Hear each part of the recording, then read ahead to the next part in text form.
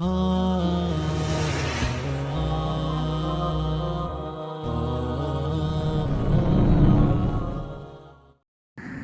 باللہ ثم نعوذ باللہ۔ ہمارا عمران خان کے ساتھ کوئی ذاتی دشمنی نہیں ہے۔ ہمارا عمران خان کے ساتھ جو دشمنی ہے وہ نبی کریم صلی اللہ علیہ وسلم کے پیارے نام خاتم النبیین صلی اللہ علیہ وسلم کو بگاڑنے کی وجہ سے۔ ہمارا عمران خان کے ساتھ جو دشمنی ہے وہ قادیانیوں کے لیے ہندوستان کا قادیان کا بارڈر کھولنے کی وجہ سے ہے۔ ہمارا جو عمران خان کے ساتھ دشمنی ہے آسیہ ملعونہ کو رہائی دینے کی وجہ سے ہے۔ ہمارا جو عمران خان کے ساتھ دشمنی ہے وہ ختم نبوت کے پہرہ داروں پر گولی چلانے کی وجہ سے ہے۔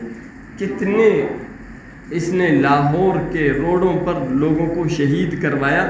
قصور صرف یہ تھا کہ وہ چاہ رہے تھے کہ آپ فرانس سے اپنا سفارت کا تعلق ختم کر لیں۔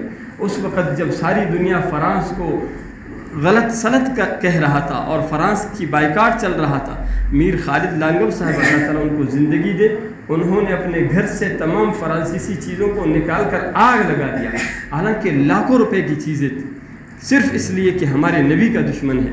اور تو اس وقت کہہ رہا تھا کہ فرانسیسی تعلق کو ہم خراب اس لیے نہیں کر سکتے کہ فرانس کے ساتھ ہمارے معاش کا مسئلہ ہے۔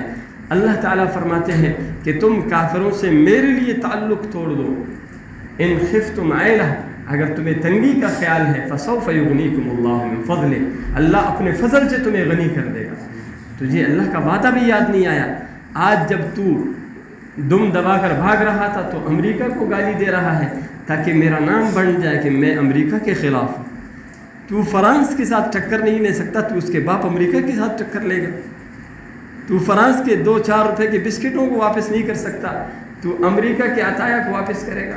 یہ تیری ہمت کا کام نہیں ہے۔